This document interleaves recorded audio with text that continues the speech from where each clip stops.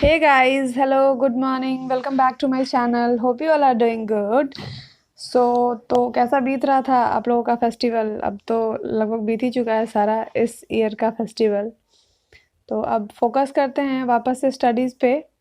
और previous videos में हम लोगों ने डिस्कस किया था यूनिट 2 को, S1 के यूनिट 2 को, जो कि था शिक्षा के समकालीन मुद्दे। और अब हम लोग डिस्कस करने जा रहे हैं यूनिट 3, जो है शिक्षा के राजनैतिक एवं संवैधानिक संदर्भ, जिसका जो पहला टॉपिक है वो है राज्य, लोकतंत्र और शिक्षा भारतीय संविधान के संदर्भ में। जो दूसरा है वो है शिक्षा का सार्वभौमिकीकरण, अवधारणा, अवरोध एवं राज्य की भूमिका। जो थर्ड है वो है बच्चे और शिक्षा का अधिकार, संवैधानिक प्रावधान एवं संबंधित विमर्शों के परिप्रेक्ष्य में। And the last one is राष्ट्रीय विकास और शिक्षा। तो हम लोग इससे पहले की वीडियो को स्टार्ट करें, मैं आप लोगों को कहना चाहूँगी कि जिन लोगों ने अभी तक इस चैनल को सब्सक्राइब नहीं किया है, प्लीज़ प्लीज़ प्लीज़ चैनल को सब्सक्राइब करें, ताकि मुझे मोटिवेशन मिले और मैं और बेहतर कर पाऊँ, सीख पाऊँ, आप लोगों के सामने अच्छा प्रेजेंटेशन दे पाऊँ, आप लोगों को अच्छे से समझा पाऊँ। और जिन लोगों ने सब्सक्राइब किया हुआ है वो लोग प्लीज़ लाइक करें वीडियो को। सब्सक्राइब करने के बाद मेक श्योर कि आप लोग जो बेल आइकन है उसको क्लिक कीजिएगा, ताकि आप लोगों को अगले वीडियोस के नोटिफिकेशंस जल्दी जल्दी टाइम पे मिलते रहेंगे। तो अब without getting late, let's get started.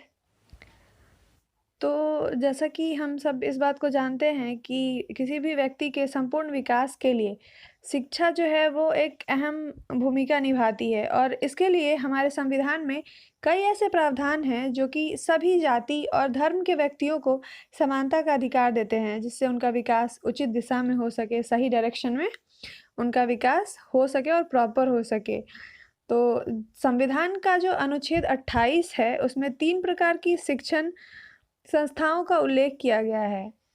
जो पहला है वे शिक्षण संस्थान जिनकी देख-रेख पूर्णतया मतलब फुल्ली सरकार द्वारा होती है, मतलब जो उसकी जो देख-रेख है वो गवर्नमेंट ही करती है, और इन संस्थाओं में किसी भी प्रकार की धार्मिक शिक्षा नहीं दी जाती है। तो वहाँ पे रिलीजियस पॉइंट ऑफ व्यू से कोई भी एजुकेशन का जो ये है वो नहीं दिया जाता है।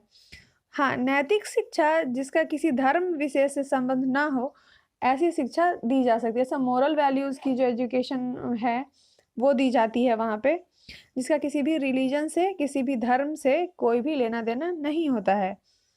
और शिक्षा का तात्पर्य स्कूल के अंदर या बाहर मिलने वाले वैसे सारे एक्सपीरियंसेस हैं जो कि किसी भी इंडिविजुअल को, किसी भी बच्चे को किसी भी प्रकार से उसके पूरे जीवन काल, थ्रू आउट द लाइफ को, होल लाइफ को प्रभावित करती है। यह व्यक्तित्व के विकास की एक ऐसी प्रक्रिया है जिससे उनके चरित्र का निर्माण होता है, उनका जो चरित्र है वो निखर के सामने आता है। इसी प्रकार होल लाइफ, जो पूरे लाइफ भर में जो चलने वाली कॉन्शियस और अनकॉन्शियस प्रक्रियाएं हैं, चेतन और अचेतन प्रक्रियाएं जो हैं, जिसे समय, स्थान या व्यक्ति की सीमाओं में बांध कर नहीं रखा जा सकता है। जो महात्मा गांधी के अनुसार अगर हम लोग जानेंगे तो महात्मा गांधी ने कहा था, शिक्षा से तात्पर्य किसी बालक बालिका के अंदर के क्षमताओं को बाहर निकालकर उसके शरीर, आत्मा एवं मस्तिष्क का विकास करना है। नॉर्मली हम अपने स्कूल्स में बच्चों को दिए जाने वाले जो अनुदेशन हैं या किसी भी तरह के जो ज्ञान है उसको ही शिक्षा समझ लेते हैं, लेकिन वास्तव में शिक्षा ये नहीं है। जो रियल में जो शिक्षा है वो ये नहीं है कि हम लोग स्कूल में बच्चों को पढ़ा दिए, वो बस शिक्षा का काम कर रही है, वही असल एजुकेशन है। नहीं, द रियल एजुकेशन इज़ कि जो व्यक्ति का विकास करे और व्यक्ति को इस योग्य बनाए कि वो अपने चरित्र का निर्माण कुशल ढंग से कर सके और विपरीत परिस्थितियों में भी खुद को विचलित ना होने दे। शिक्षा से क्या है कि कोई भी इंडिविजुअल पर्सन केवल अपनी आदतों को, अपने बिहेव को मतलब चेंज करके जो है सो समाज में एक अनुकूलित कर मतलब समाज में एक अनुकूलन स्थापित करने का प्रयास करता है। मतलब केवल ऐसा ही नहीं करता है, इसके अलावे जो वर्स्ट सिचुएशंस आते हैं लाइफ में, जैसे विपरीत परिस्थितियां आती हैं, उनमें भी वो धैर्य बनाए रख सकता है, ताकि उसकी जो क्षमताएं हैं जीवन की समस्याओं से लड़ पाने में उसकी सहायता कर सके। शिक्षा समाज में व्याप्त जो आधारहीन आस्थाएं हैं, अर्थहीन परंपराएं और सैकड़ों सामाजिक कुरीतियां जो हैं समाज में हमारे बसी हुई, उसको दूर करती है और एक नई सोच का विकास करती है। और इससे इकोनॉमिक एक्सपीरियंसेस भी लोगों को प्राप्त होते हैं, जिसका जीवन में मतलब उपयोग करके जो इंडिविजुअल पर्सन हैं, जो लोग हैं, वो अपनी आजीविका के बहुत सारे साधन जुटा पाते हैं। तो एक तरह से कहा जा सकता है कि एजुकेशन जो है, जो शिक्षा है, वो एक इंसान को संपूर्ण बनाती है, संपूर्ण विकास करती है उसका। किसी भी इंसान का शिक्षा जो है संपूर्ण विकास करती है। और हम लोगों ने जो बात की थी संविधान के अनुच्छेद की, और उसमें जो शिक्षण संस्थाओं का उल्लेख किया गया है उसमें, तो हम लोगों ने वहाँ पे बात की कि शिक्षण संस्थाएं जिनकी देखरेख पूर्णतया सरकार के द्वारा होती है, वहाँ पे किसी भी धार्मिक बातों का उल्लेख नहीं किया जाता है। पढ़ाई में किसी भी धर्म से रिलेटेड कोई भी एजुकेशन नहीं दी जाती है। लेकिन हाँ, वहाँ पे ऐसा भी नहीं है कि अगर कोई बच्चा किसी धर्म का है तो वो अपने धर्म को छोड़ दे। वो अपने धर्म का पूरी तरह से पालन कर सकता है। हाँ, वहाँ पे उस चीज़ की एजुकेशन नहीं मिलेगी। वो अपने धर्म से रिलेटेड किसी भी पूजा पाठ या कहीं मंदिर मस्जिद वगैरह जाता है तो इसके लिए कोई उसे बाध्य नहीं करेगा। लेकिन हाँ, अगर वो बच्चा मंदिर मस्जिद नहीं जाना चाह रहा है, किसी पूजा पाठ में शरीक नहीं होना चाह रहा है, तो उसे इस चीज़ के लिए भी बाध्य नहीं किया जाएगा। जो दूसरा है वो ऐसी संस्थाएं हैं, जो दूसरी संस्थाएं हैं वो ऐसी संस्थाएं हैं जिन्हें ट्रस्ट द्वारा स्थापित किया जाता है। ऐसी शिक्षण संस्थाओं को ट्रस्ट के द्वारा स्थापित किया जाता है, जिनका जो प्रशासन होता है, जिनका जो शासन है वो सरकार के हाथ में होता है, लेकिन उनको स्थापित किया जाता है ट्रस्ट के द्वारा, एनजीओ वगैरह के द्वारा। इन संस्थाओं में अगर प्रबंध समिति चाहे, वहाँ की जो प्रबंध समिति है वो चाहे तो धार्मिक शिक्षा दे सकती है बच्चों को, लेकिन हर तरह के संप्रदाय के लिए अलग अलग धार्मिक शिक्षा की व्यवस्था करनी होगी वहाँ पे। क्योंकि एक जगह पे जरूरी नहीं है कि सिर्फ हिंदुओं के बच्चे ही आए या फिर सिर्फ मुस्लिम बच्चे ही आए। वहाँ पे अलग अलग कम्युनिटी के, अलग अलग रिलीजन के बच्चे आएंगे, तो वहाँ पे अगर आपको धार्मिक शिक्षा देनी है तो आप वहाँ पे अलग अलग रिलीजन के अलग अलग कोर्सेज करवा सकते हैं, वहाँ पे अलग अलग तरह से एजुकेशन दे सकते हैं। लेकिन वहाँ पे भी एक बात मैंडेटरी है कि आप किसी भी बच्चे को इस चीज़ के लिए बाध्य नहीं कर सकते हैं कि वो गीता ही पढ़े या कुरान ही पढ़े। जो बच्चा जिस धर्म का है, वो जो बच्चा जो चीज़ पढ़ना चाह रहा है उसे वही पढ़ाया जाता है। और जो तीसरी संस्था है वो ऐसी संस्थाएं हैं जो सरकार से केवल आर्थिक सहायता लेती है, यानी कि जो फाइनेंशियल हेल्प है वो सरकार से लेती है, लेकिन प्रशासन का कोई भी इसमें दारोमदार जो कहते हैं वो नहीं होता है। सरकार के हाथ में इसकी सत्ता नहीं होती है। इन संस्थाओं को बिना किसी भी इच्छा के, मतलब बिना किसी की भी इच्छा के भी, किसी भी व्यक्ति को या किसी भी धार्मिक सभा में भाग लेने के लिए यहाँ पर भी मजबूर नहीं किया जा सकता है। और अब आगे बढ़ते हैं, तो जैसा कि संविधान के अनुच्छेद 29 में, 29 में भी कुछ इस तरह के प्रावधान हैं जिनसे जैसे समानता है, इक्वलिटी, और जो फ्रीडम है उसको बल मिलता है। जैसे कि अल्पसंख्यकों को अपनी भाषा, लिपि एवं संस्कृति की रक्षा करने का पूरा अधिकार दिया जाता है। और मतलब इस चीज़ को बढ़ावा दिया जाता है कि आप अपने अपने चीज़ों की, अपने अपने जो अपनी भाषा है आपकी, जो आपकी लिपि है, जो आपकी संस्कृति है, उसको आप बढ़ा सकते हैं, उसकी आप खुद से रक्षा कर सकते हैं। और इसलिए उन्हें अलग अलग तरह के अवसर भी प्रदान कराए जाते हैं। धार्मिक और भाषाई आधार पर कुछ कार्यक्रमों का भी आयोजन किया जा सकता है और किया जाता है। और इसके लिए वहाँ के लोग जो हैं वो अपने अलग अलग संगठन बना सकते हैं, जो अलग अलग ग्रुप बना सकते हैं इकट्ठे होके, और अपनी स्वयं की धार्मिक शिक्षण संस्थाएं स्थापित कर सकते हैं। ये भी सही है कि ऐसा हम लोग भी देखते हैं कि जैसे अगर किसी को, जैसे इस्लाम में ही देखते हैं कि कोई बच्चा अगर चाह रहा है कि उसे पूरा कुरान का नॉलेज हो तो वो मदरसे में जाता है। तो इस तरह का कुछ समझ सकते हैं। और जो उच्चतम न्यायालय है वहाँ से भी यह व्यवस्था दी गई है कि जो अल्पसंख्यक हैं वो अपनी भाषा या लिपि की रक्षा के लिए आंदोलन भी चला सकते हैं। अगर उनकी भाषा या संस्कृति को किसी भी प्रकार का खतरा हो तो वो आंदोलन भी कर सकते हैं अपने संस्कृति की, अपनी भाषा की, अपनी लिपि की रक्षा के लिए। और जो संविधान का अनुच्छेद 41 है, 41 नंबर पे जो अनुच्छेद है, वो ये कहता है कि जो राज्य है वो अपनी आर्थिक क्षमता की जो सीमाएं हैं उसमें रहते हुए अपने नागरिकों के लिए कार्यात्मक शिक्षा और सरकारी सहायता पाने के अधिकार को सुनिश्चित करेगा, विशेष रूप से बेरोजगारी, बुढ़ापा, बीमारी या अपंगता की स्थिति में। ऐसे जो लोग हैं जो बेरोजगार हैं, जो बूढ़े हैं, बीमार हैं, अपंग हैं, ऐसे लोगों को क्या करेगा, जो राज्य है वो अपनी आर्थिक क्षमता की सीमाओं में रहते हुए ऐसे लोगों के लिए कार्यात्मक शिक्षा और सरकारी सहायता देने की व्यवस्था करेगा। अब आगे बढ़ते हैं और जानेंगे कि शिक्षा का जो अधिकार है उसको संविधान के अनुच्छेद 21, 41 और 45 को संशोधित किया गया है और उसमें संशोधन ये किया गया है कि अब संशोधन करके मौलिक अधिकारों को भी शामिल कर दिया गया है। नए कानूनों के मुताबिक आरक्षण की सुविधाओं के अलावे भारत के कई ऐसे राज्य हैं जिनमें निःशुल्क पुस्तकें, कॉपियां, बैग, यूनिफॉर्म आदि प्रदान किए जा रहे हैं। स्नातक तक अनुसूचित जाति एवं जनजाति के बच्चों को शिक्षा के लिए कोई फीस नहीं देनी होती है। हम लोग अपने आसपास के स्कूल्स में भी देखते हैं कि नॉर्मली बच्चे जो स्कूल जाते हैं उन्हें किसी भी गवर्नमेंट स्कूल में जाते हैं वहाँ किसी भी तरह की कोई फीस नहीं देनी होती है। इनफैक्ट लड़कियों के लिए भी बहुत सारे तरह के आरक्षण है, जैसे साइकिल दिया जाता है, उन्हें बुक्स दी जाती हैं, यूनिफॉर्म्स दिए जाते हैं।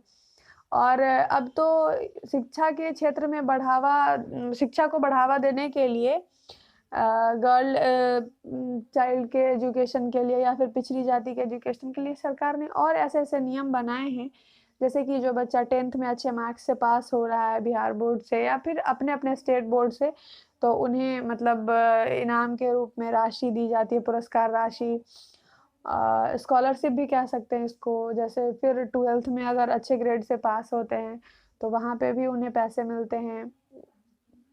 तो इसी तरह ये सब चीज़ क्या करती है कि लोगों के मन में या बच्चों के मन में एक प्रोत्साहन देती है कि चलो भाई हम अगर फाइनेंशियली वीक हैं, हमारा परिवार अगर वीक है, तो इसी के लिए सरकार हमें पैसे दे रही है कि हम मेहनत करें और अपना पढ़ाई जो है आगे का वो हायर एजुकेशन को कंप्लीट कर पाने में सफल हो सकें, किसी भी तरह की कोई रुकावट ना आए। आज के टाइम में सर्व शिक्षा अभियान भारत सरकार ने 2000 से 2001 में आरंभ की, जिसका मकसद ये है कि जो 14 साल तक के बच्चे हैं, 14 ईयर्स तक के जो भी बच्चे हैं, उन सभी को निःशुल्क शिक्षा और मुफ्त शिक्षा देना है, ताकि देश का कोई भी बच्चा अशिक्षित ना हो, निरक्षर ना रहे। इसे पूरा करने का दायित्व राज्यों पर डाला गया, इंडिविजुअली हर राज्य को अलग अलग दिया गया, ताकि वो अपने अपने राज्य में सर्व शिक्षा अभियान को लागू करे और निःशुल्क और मुफ्त शिक्षा दें। इसके द्वारा पहली बार बच्चों को गुणवत्तापूर्ण प्राथमिक शिक्षा का अधिकार दिया गया, जिसे स्टेट द्वारा परिवार और समुदायों की सहायता से किया जाएगा। अब बात करते हैं संविधान के अनुच्छेद 46 की, 46 की। तो संविधान का जो अनुच्छेद 46 है उसका प्रावधान ये कहता है कि राज्य जो है वो समाज के कमजोर वर्गों में शैक्षणिक और आर्थिक हितों, विशेषतः जो अनुसूचित जातियों और अनुसूचित जनजातियों का विशेष ध्यान जो है वो रखेगा और उन्हें सामाजिक अन्याय एवं सभी प्रकार के शोषण से भी सुरक्षित करेगा, संरक्षित रखेगा। जो कमज़ोर वर्ग के लोग हैं उनके साथ समाज में जो शोषण होते आ रहा था, उस चीज़ से राज्य सरकार जो है वो उनकी रक्षा करेगी, उनका संरक्षण करेगी। शैक्षणिक संस्थानों में आरक्षण का प्रावधान अनुच्छेद 15(4) में किया गया, जबकि पदों और सेवाओं में आरक्षण का प्रावधान संविधान के अनुच्छेद 16(4), 16(4) क और 16(4) ख में किया गया है। तो इसी के साथ हमारा ये पहला टॉपिक जो राज्य, लोकतंत्र और शिक्षा भारतीय संविधान के संदर्भ में है वो खत्म होता है। और इस टॉपिक को ज़्यादा इलेबोरेट नहीं कर सकते हैं क्योंकि हमारे पास ना ज़्यादा टाइम है, और ये ऐसा टॉपिक है कि जो है बस वही बताया जा सकता है। इसमें अपने मन से आप कुछ जोड़ के बता नहीं सकते हैं, ना ही कुछ जो है उसमें से आप घटा के बता सकते हैं। तो इसलिए ऐसा मत सोचिएगा कि इस चीज़ को ज़्यादा इलेबोरेट क्यों नहीं किया गया, जो है बस वही बता दिया गया, क्योंकि जो फैक्ट है वो फैक्ट ही रहता है, उसमें कुछ भी चेंजेस आप अपने हिसाब से नहीं कर सकते हैं। तो आई होप कि ये टॉपिक आप लोगों को समझ में आया हो, और अगर नहीं आया हो, कोई डाउट हो, तो आप please please please comment box में मेंशन करें ताकि मैं भी इस चीज़ पे और ध्यान दे पाऊँ। So now proceeding towards our next topic which is शिक्षा का सार्वभौमिकरण की अवधारणा, आवश्यकता एवं अवरोध का वर्णन।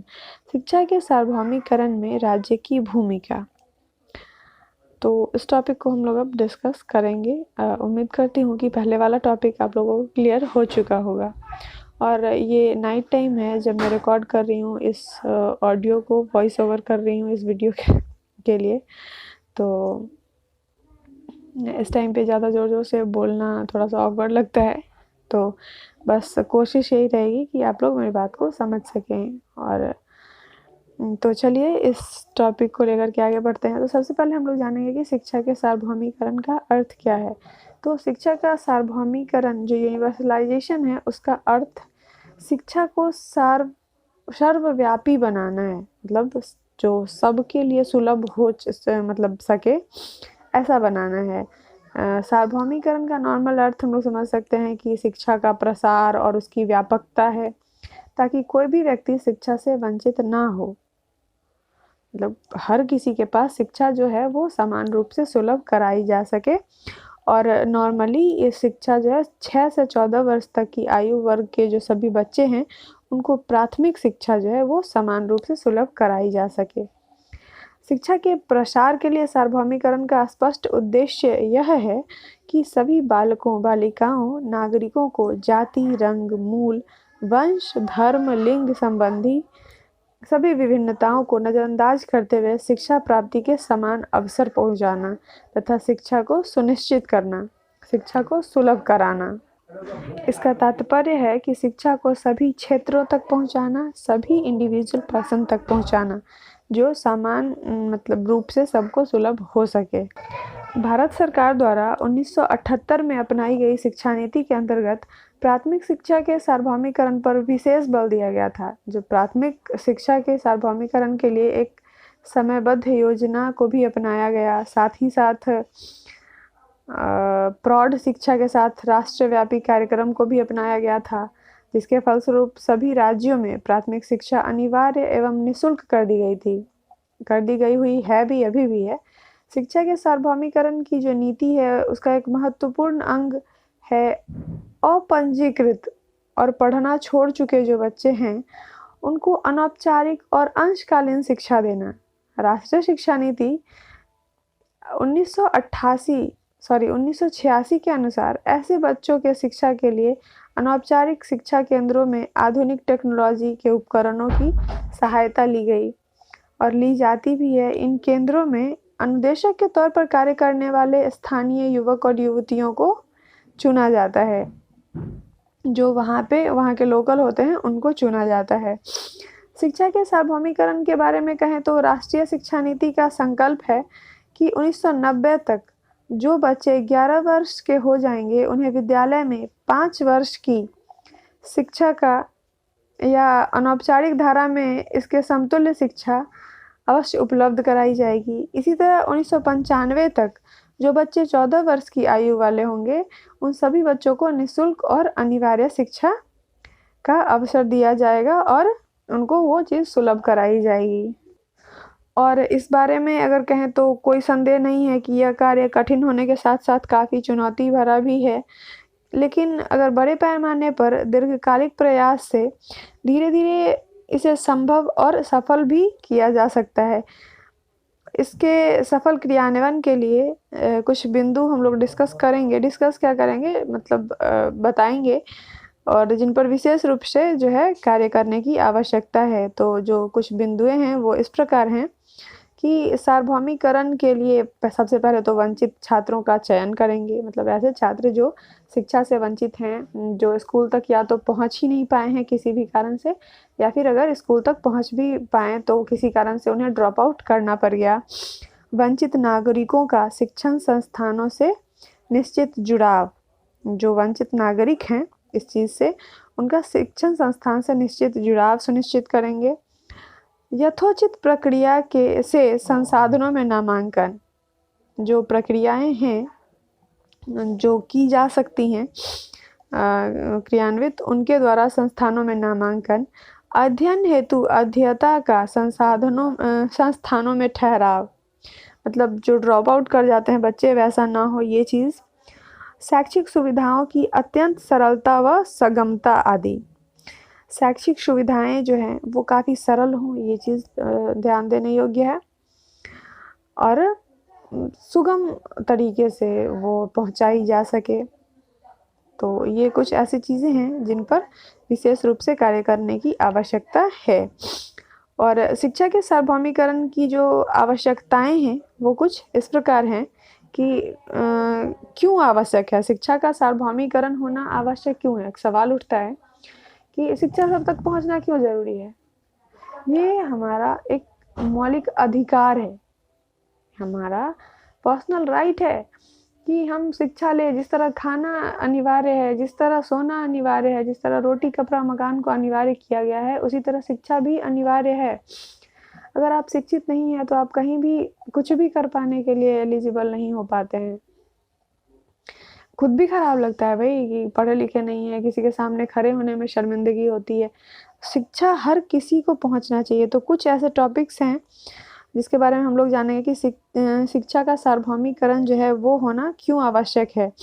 तो सबसे पहला जो आवश्यकता है वो है लोकतांत्रिक विकास के लिए, यस, डेमोक्रेसी के डेवलपमेंट के लिए जो शिक्षा का सार्वभौमिकरण है वो बहुत ही आवश्यक है। राष्ट्रीय भावना विकसित करने के लिए, जो राष्ट्रीय बिलीव है उसको डेवलप करने के लिए भी शिक्षा का सार्वभौमिकरण बहुत आवश्यक है। हर एक नागरिक के व्यक्तित्व के विकास के लिए, पर्सनालिटी डेवलपमेंट के लिए भी जो है शिक्षा का सार्वभौमिकरण बहुत आवश्यक है। जो आर्थिक रूप से व्यक्तिगत और सार्वजनिक समृद्धि के लिए, जो लोग आर्थिक रूप से मतलब पिछड़े हुए हैं, मतलब या फिर व्यक्तिगत रूप से भी पिछड़े हुए हैं या सार्वजनिक रूप से भी पिछड़े हुए हैं, एक तरह से कहे तो समाज के उत्थान के लिए, व्यक्ति के उत्थान के लिए, आर्थिक स्थिति के उत्थान के लिए, समृद्धि के लिए जो है शिक्षा का सार्वभौमिकरण बहुत ही अहम और आवश्यक है। और सामाजिक भेदभाव को दूर करने के लिए भी शिक्षा का जो सार्वभौमिकरण है वो अत्यंत आवश्यक है। शिक्षा का सार्वभौमिकरण एक ऐसी स्थिति को पैदा करता है जिसमें 14 वर्ष तक के सभी बच्चे को अपनी योग्यताओं, कौशल, तर्क शक्ति, सामाजिक चतुराई, समानता, साहस, आत्मविश्वास, जिज्ञासा, स्वतंत्रता, स्वावलंबन, धैर्य और समझ का विकास कर सके, जिसके लिए व्यक्ति के अनवरत रूप से शिक्षा से जुड़े रहने की भी आवश्यकता है। यानी कि कंटिन्यूअस रूप से आपको एजुकेशन से जुड़ा रहना होगा, तभी आप ये सब चीज़ कर सकते हैं। ये सब चीज़ अपने अंदर कोई भी इंसान तभी डेवलप कर सकता है जब वो कंटिन्यूअसली शिक्षा से जुड़ा हुआ रहे। एटलीस्ट जो एक लेवल तय किया गया है कि उतना शिक्षा तो कम से कम मिलना ही चाहिए, वहाँ तक कम से कम कंटिन्यू कर पाए। और अब हम लोग जानेंगे शिक्षा के सार्वभौमिकरण के अवरोध क्या क्या हैं। तो जो सबसे पहला अवरोध है वो ये है कि जनसंख्या की बेतहाशा वृद्धि। जी हाँ, जनसंख्या इतनी तीव्रता से बढ़ रही है कि सरकार करे तो क्या करे। वो दिन पर दिन योजनाएं निकाल रही है कि उत्थान हो सके, लड़कियों का उत्थान हो, बालिकाओं का उत्थान हो, पिछड़े वर्ग के लोगों का उत्थान हो, लेकिन सरकार के पास भी तो बजट लिमिट है ना, वो कहाँ से क्या करेगी। तो जनसंख्या का बहुत तीव्र गति से बढ़ना शिक्षा के सार्वभौमिकरण में एक अवरोध है। आर्थिक संसाधनों का अभाव है। शिक्षा अधिनियमों का सख्ती से लागू ना होना भी एक अवरोध है।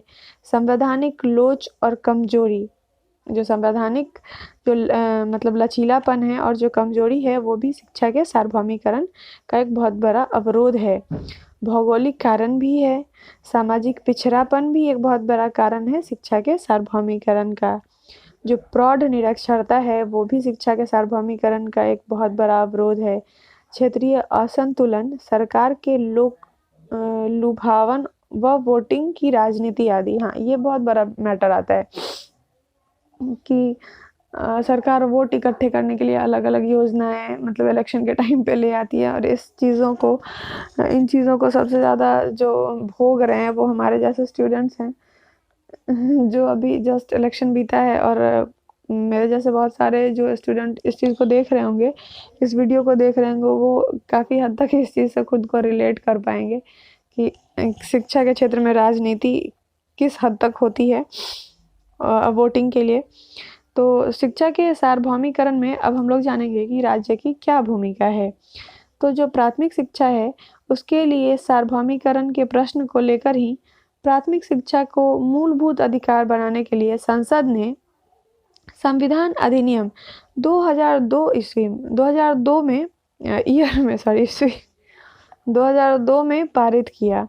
सन 1998 में हुए राज्य के शिक्षा मंत्रियों के सम्मेलन की सिफारिशों के आधार पर जो 1998 में जो राज्य के शिक्षा मंत्रियों का जो सम्मेलन हुआ था, उनकी सिफारिशों के आधार पर सर्व शिक्षा अभियान योजना जो थी वो विकसित की गई थी, जिसमें सभी को जो प्राथमिक शिक्षा है, जो प्राइमरी एजुकेशन है, वो उपलब्ध कराने का लक्ष्य रखा गया था, एम लिया गया था, जिसे नवंबर 2000 में स्वीकृति दी गई थी।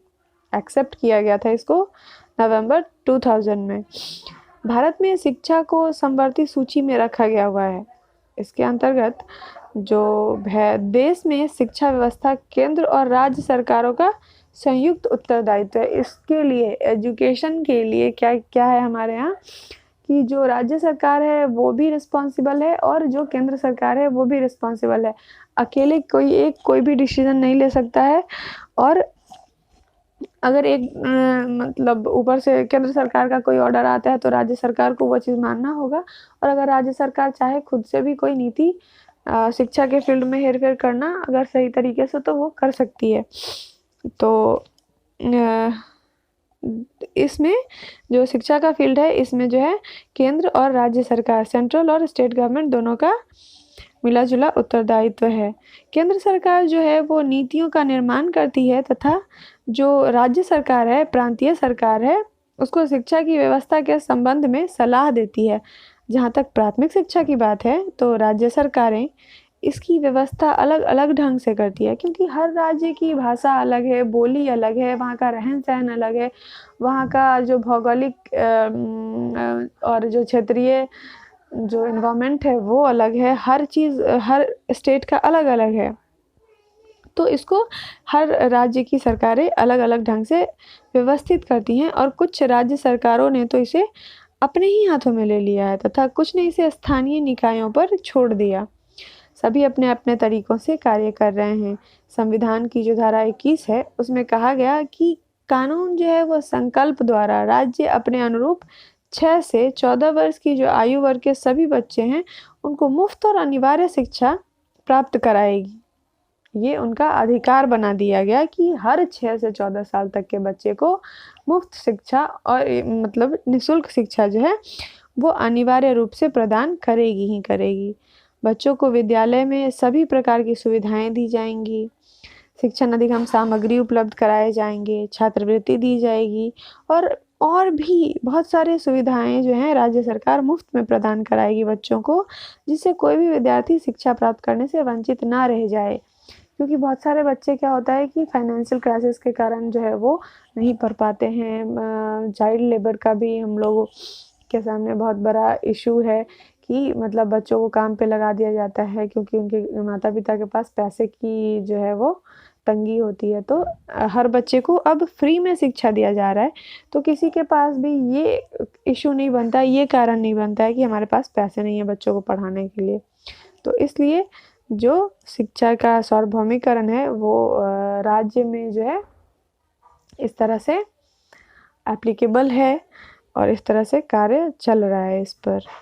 तो यहीं पे हमारा ये टॉपिक भी ख़त्म होता है। आशा करती हूँ कि आप लोग इस चीज़ को समझ पाए होंगे। अगर थोड़ा सा भी डाउट है कुछ भी तो प्लीज़ मेंशन करें कमेंट बॉक्स में, ताकि मुझे भी अच्छे से इस चीज़ को और समझने का मौका मिले आप लोगों के सवालों के द्वारा। और मैं पूरी कोशिश करूँगी कि मैं अपने स्तर से आप लोगों को ये चीज़ समझा पाऊँ। So now proceeding towards the next topic, we will learn बच्चे और उनके शिक्षा के अधिकार, संवैधानिक प्रावधान एवं संबंधित विमर्शों के परिप्रेक्ष्य में। इस टॉपिक में हम लोग जानेंगे कि बच्चे के शिक्षा के अधिकार क्या क्या हैं और उनके संवैधानिक जो प्रावधान हैं वो क्या क्या हैं। तो भारत जैसे लोकतांत्रिक देश में बच्चों की जो शिक्षा है उनमें विभिन्न लोकतांत्रिक मूल्यों के लिए जो संवैधानिक प्रावधान हुए हैं उनकी व्यवस्था का उल्लेख हम लोग करेंगे, जो उनकी शिक्षा तथा उनकी स्थितियों को प्रभावित करते हैं वो भी हम लोग जानेंगे। तो भारत जैसे लोकतांत्रिक देश में बच्चों की शिक्षा के लिए कई प्रावधान किए गए हैं जो कि किसी भी लोकतांत्रिक समाज में शिक्षा की स्थिति को बेहतर बनाते हैं और सभी तक शिक्षा की पहुंच को सुनिश्चित करते हैं। तो उनमें से कुछ का उल्लेख एवं उनसे संबंधित विमर्श जो है वो हम लोग अब डिस्कस करेंगे, जो उनकी शिक्षा और उनकी स्थितियों को प्रभावित करते हैं। तो जो पहला है वो है निःशुल्क एवं अनिवार्य शिक्षा अधिनियम।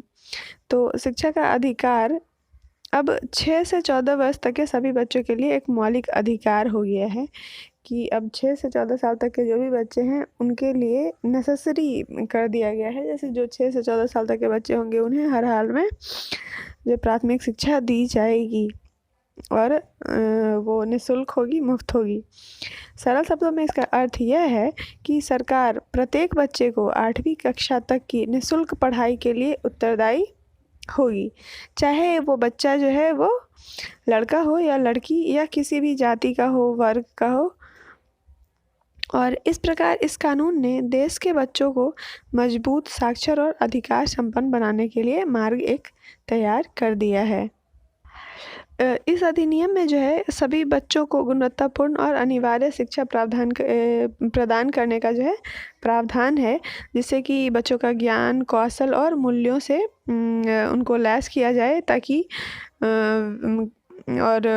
वो एक प्रबुद्ध नागरिक के रूप में प्रखर हो सकें और अपना जो है वो सार्वभौमिक विकास कर पाएँ, उनका सर्वव्यापी सार्वभौमिक विकास जो है वो हो पाए। और अगर विचार किया जाए तो आज देश भर में स्कूलों से जो वंचित करोड़ों बच्चे हैं उनको शिक्षा प्रदान करना सचमुच हमारे लिए एक दुष्कर कार्य है, एक बहुत ही मतलब चुनौती भरा कार्य है। इसलिए इस लक्ष्य को साकार करने के लिए सभी जो हितधारक लोग हैं, माता पिता, शिक्षक, स्कूल, गैर सरकारी संगठनों और कुल को मिलाकर समाज, राज्य सरकारों और केंद्र सरकार की ओर से एकजुट प्रयास का आह्वान किया गया है। एक समझिए कि एक बहुत ही सशक्त कदम इस क्षेत्र में उठाया गया है कि जितने भी बच्चे जो स्कूल छोड़ चुके हैं, ड्रॉप आउट कर चुके हैं, उनको भी मतलब प्रॉपर एजुकेशन दी जाए और उनका ये अधिकार सुनिश्चित किया गया है कि ये उनका मौलिक अधिकार है कि 6 वर्ष से 14 वर्ष तक की आयु के जो बच्चे हैं, यानी कि 8वीं क्लास तक पढ़ने वाले सभी बच्चों को जो है वो मतलब प्राथमिक शिक्षा दी जाएगी। इस अधिनियम में इस बात का प्रावधान किया गया है कि पहुंच के भीतर वाला कोई भी निकटवर्ती स्कूल, यानी कि कोई भी जो क्लोज हो स्कूल, जो पास में हो, किसी भी बच्चे को प्रवेश देने से यानी कि नामांकन से इनकार नहीं करेगा। इसमें यह भी प्रावधान शामिल है कि प्रत्येक 30 छात्र के लिए एक शिक्षक का होना एक अनुपात में कायम हो, यानी कि जो एक रेशियो बनाया गया है 31:1 का, जो 30 बच्चे हैं उन पे एक शिक्षक होने चाहिए ताकि पर्याप्त संख्या में सुयोग्य शिक्षक स्कूल में मौजूद हो पाएँ और सभी बच्चों को प्रॉपर केयर मिल सके, प्रॉपर अटेंशन मिल सके। और स्कूल को 5 वर्षों के भीतर अपने सभी शिक्षकों को प्रशिक्षित करना होगा, ट्रेंड करना होगा। उन्हें 3 वर्षों के भीतर समुचित सुविधाएं भी सुनिश्चित करनी होंगी, जिससे जैसे खेल का मैदान, पुस्तकालय, पर्याप्त संख्या में अध्ययन कक्ष, शौचालय, शारीरिक विकलांग बच्चों के लिए निर्बाध पहुंच तथा पेयजल की सुविधाएं भी इस प्रावधान के अंतर्गत शामिल हैं। स्कूल प्रबंधन समिति जो है, स्कूल प्रबंधन समितियों के जो 75% सदस्य छात्रों की कार्यप्रणाली और अनुदानों के इस्तेमाल की देखरेख करेंगे। स्कूल प्रबंधन समितियां और जो स्थानीय अधिकारी स्कूल से वंचित बच्चों की पहचान जो है वो करेंगे और उन्हें जो है समुचित प्रशिक्षण के बाद, मतलब एक प्रॉपर ट्रेनिंग के बाद, उनकी उम्र के अनुसार जो क्लास होगा उसको अलॉट करेंगे, उसमें उनका एडमिशन करवाएंगे। सम्मिलित विकास को बढ़ावा देने के उद्देश्य से अगले वर्ष से निजी स्कूल भी सबसे निचली कक्षा में समाज के गरीब और हाशिए पर रहने वाले बच्चे के लिए 25% सीट को जो है आरक्षित करेगी, रिजर्व करेगी, कि जो बच्चे अति पिछड़े वर्ग से आते हैं और जो एकदम हाशिए पर जो समाज है उसके लिए 25% सीट जो है वो आरक्षित हो सके, कि उसमें वैसे बच्चे ही एडमिशन लेंगे, क्योंकि आसपास के लोकल लोग एडमिशन ले लेते हैं, फिर वहाँ पे बाकी बच्चे एडमिशन नहीं ले पाते हैं। तो कुछ सीट जो है वैसे बच्चों के लिए रिजर्व रखा जाएगा। इस अधिनियम का जो है बच्चों के शिक्षा और उनकी मौजूदा स्थिति पर व्यापक प्रभाव पड़ा है। स्कूलों में नामांकन बढ़ा है, एडमिशन का जो नंबर है वो बढ़ा है, बच्चों की उपस्थिति पहले से काफ़ी बेहतर हुई है। लेकिन जो एक गुणवत्तापूर्ण शिक्षा की प्राप्ति का लक्ष्य है, कहीं ना कहीं अभी भी उसको प्राप्त करना जो है वो शेष है। इसमें बहुत सारी बाधाएं हैं। यह संविधान में जो है प्रतिष्ठापित मूल्यों के अनुरूप पाठ्यक्रम के विकास के लिए प्रावधान करता है, और जो बच्चों के समग्र विकास, बच्चे के ज्ञान, संभाव्यता और प्रतिभा निखारने तथा बच्चों की जो मित्रवत प्रणाली है एवं बच्चा केंद्रित ज्ञान की प्रणाली के माध्यम से बच्चे को डर, चोट और चिंता से मुक्त बनाने को सुनिश्चित करेगा। यानी कि बच्चे पर किसी भी प्रकार का कोई भी प्रेशर नहीं होगा, किसी भी तरह का कोई डर नहीं होगा, कोई उसको चोट नहीं दी जाएगी, यानी कि डराकर जो मारपीट के पहले पढ़ाते थे वैसा कुछ नहीं किया जाएगा, और उनको चिंता से मुक्त रखा जाएगा। और एक तरह से कहे तो बोझ मुक्त शिक्षा की जो बात है वो आती है यहाँ पर। और भी बहुत सारे संवैधानिक प्रावधान हैं इसमें, जैसे कि बच्चों से बाल श्रम हो गया, बेगार लेना, ज़बरदस्ती कार्य कराना, मानव व्यापार को प्रतिबंधित करना, ये सब दंडनीय अपराध बनाया गया है।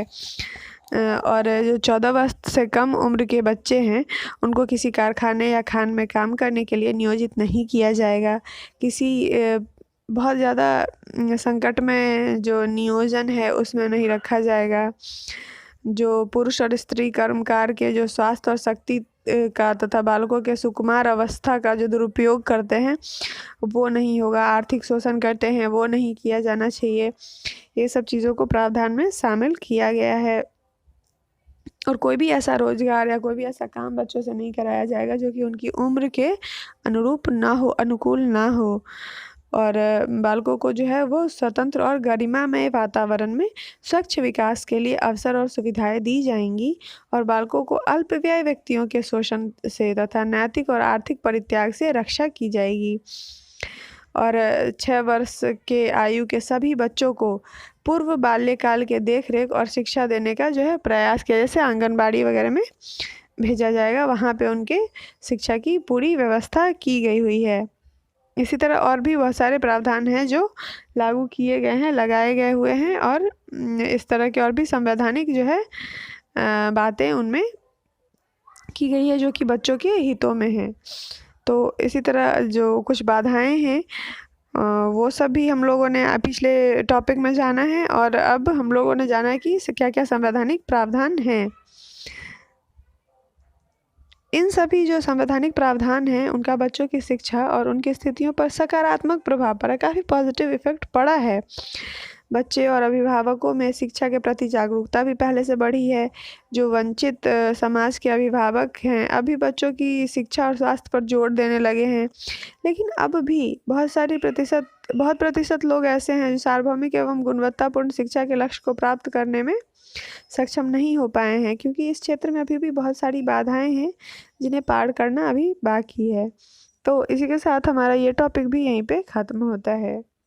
तो अब आगे बढ़ते हैं हमारे अगले टॉपिक की ओर, जो कि है राष्ट्रीय विकास और शिक्षा।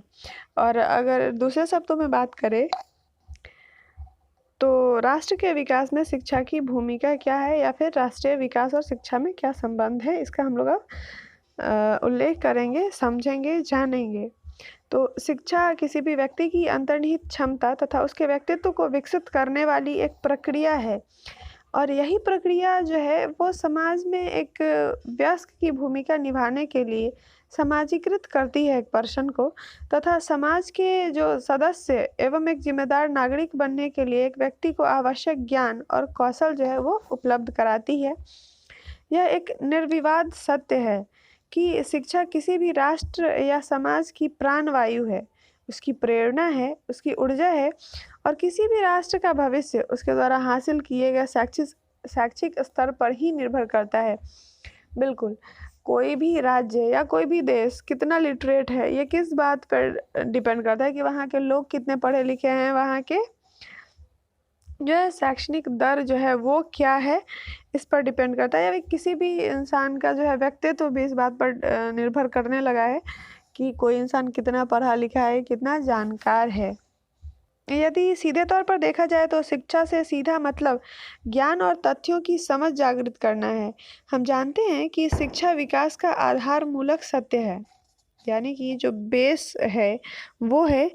इसीलिए तो शिक्षा विहीन समाज जो है वहाँ से विकसित राष्ट्र की कल्पना करना किसी भी देश के लिए संभव नहीं है। एक शिक्षित समाज ही राष्ट्र विकास की अवधारणा को साकार करने में समर्थ है। हम इंसान जन्म से लेकर अपने अस्तित्व के धूमिल होने तक, यानी कि जन्म से मृत्यु पर्यंत शिक्षारत रहते हैं। अस्तु का कहना है कि एक इंसान जन्म से लेकर, पालने से लेकर के जो कब्र तक है वहाँ तक ज्ञान प्राप्त करता रहता है। यानी कि जो इंसान है वो अपने जन्म से लेकर के अपने अस्तित्व के धूमिल होने तक शिक्षारत रहते हैं, यानी कि कंटिन्यूअस प्रोसेस में रहते हैं, कुछ ना कुछ ज्ञान प्राप्त करते रहते हैं लाइफ टाइम अपने। सामान्यतः विकास का जो अभिप्राय है वह आर्थिक तरक्की से है, लेकिन समय के साथ साथ विकास के जो पैमाने हैं वो बदल रहे हैं। उनके चर्चा का केंद्र बिंदु बदलता रहा है, आर्थिक विकास से हरित विकास और अब सतत विकास। एक तरफ महात्मा गांधी हैं जिनके लिए विकास आर्थिक तरक्की के साथ साथ नैतिक मूल्य और धार्मिकता का मेल होता है, वहीं दूसरी तरफ अमर्त्य सेन है जिनके लिए सच्चा विकास मनुष्य का अपनी अंतर्निहित क्षमताओं को विकसित करने की स्वतंत्रता है। खैर, हम किसी भी तरह के विकास की बात कर ले, शिक्षा हमेशा उसका महत्वपूर्ण अंग रहा है, उसका बेस रहा है।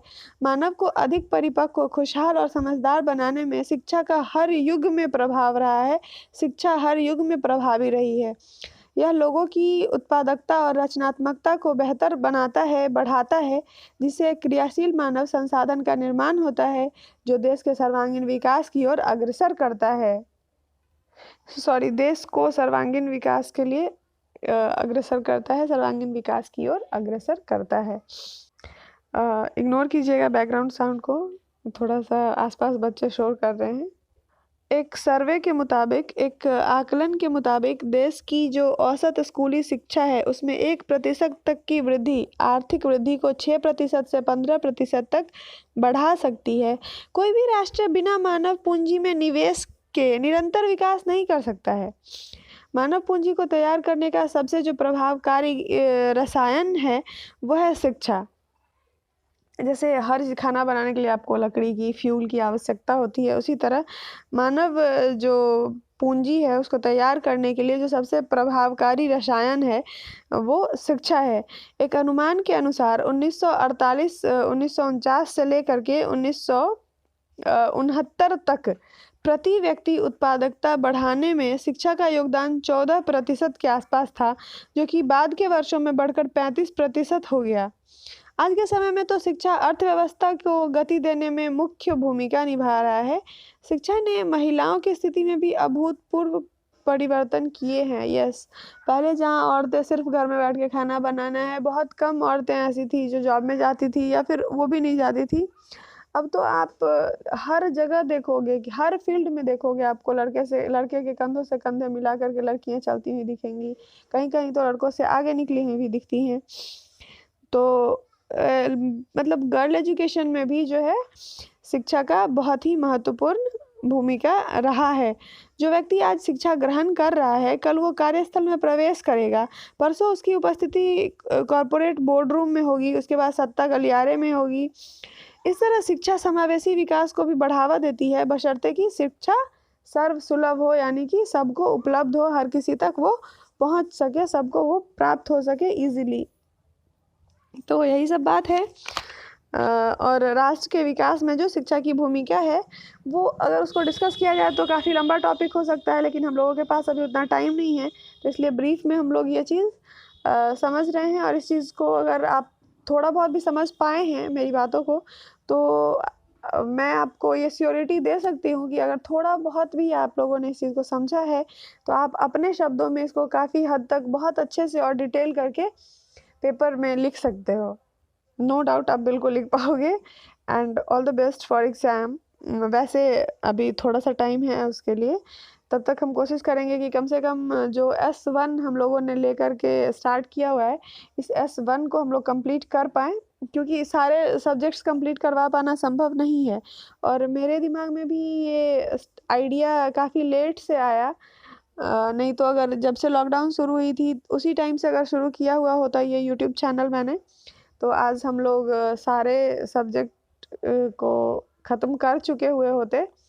लेकिन आई गेस मुश्किल से 1 महीना पहले मैंने शुरू किया ये चीज़, कि क्लास वाला वीडियो मैंने अपलोड करना शुरू किया है। तो कोई नहीं, धीरे-धीरे तब देर आए दुरुस्त आए। अगर अभी हो रहा है तो और भी टीचर्स हैं जो लोग क्लास करवा रहे हैं प्रॉपर। लेकिन मैंने एक रिवीज़न के तौर पे जो सब्जेक्ट है एक उठाया और सोचा कि मैं खुद के लिए रिवाइज़ करूँ, तो मैंने सोचा क्यों ना यूट्यूब पे डाला जाए ये चीज़, जो और लोगों के लिए भी बेनिफिशियल हो सके। तो कोशिश रहेगी कि अगले सत्र से जो और स्टूडेंट्स हैं, उनके लिए मैं कुछ अच्छा कर पाऊँ। फिर धीरे-धीरे कोशिश रहेगी कि फर्स्ट ईयर के लिए भी मैं कुछ डाल पाऊँ वीडियोज़। लेकिन फ़िलहाल अभी एग्ज़ाम पे फ़ोकस करते हैं। और 1 यूनिट 2 यूनिट और बच रहा है हम लोगों के पास, शिक्षा और सामाजिक अपेक्षाएँ और विद्यालय और शिक्षा नीतियाँ, शिक्षा की समकालीन समझ के संदर्भ में।